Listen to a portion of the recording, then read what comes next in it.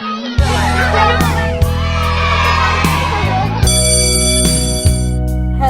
my little puddings. Hello, my little puddings. Welcome to Together with Ms. Elliott.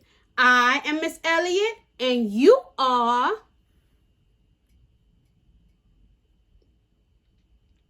Today, we're going to read a story. It's called Little People, Big Dreams, Martin Luther King Jr. Written by Maria Isabel Sanchez Vergara. Illustrated by Miley Degnan. Let us begin. Little Martin was a spiritual boy from Atlanta who came from a long line of preachers. His dad was a preacher, his uncle was a preacher, his grandfather was a preacher. Maybe he'd become a great preacher too.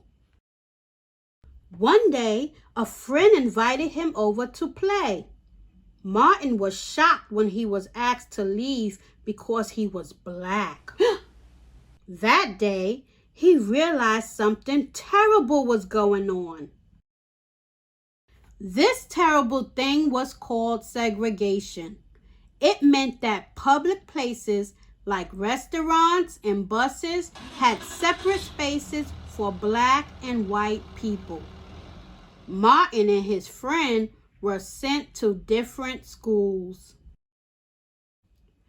Martin believed that one shouldn't remain silent or accept something if it's wrong. He promised himself that when he grew up, he'd fight injustice with the most powerful weapon of all: words.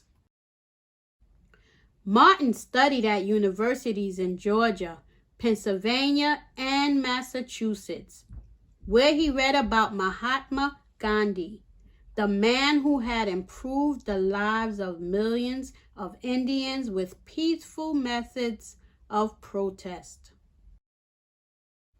When he finished his studies, Martin moved to Alabama and became the pastor of a church in Montgomery. Every Sunday, from his pulpit, he encouraged his congregation to speak up about things that mattered. One evening, a woman named Rosa was arrested for refusing to give up her seat to a white man on a bus.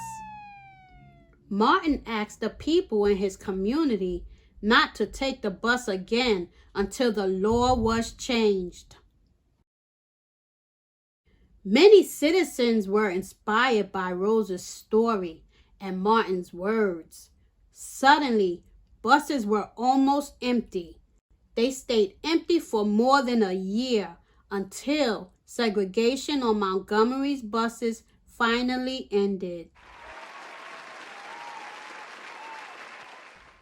It was the first major civil rights action in America, but not the last.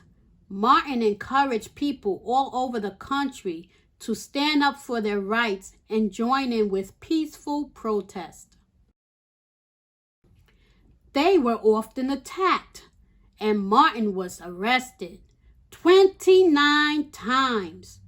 But he and his followers never fought back with force. He knew that hate can't drive out hate. Only love can.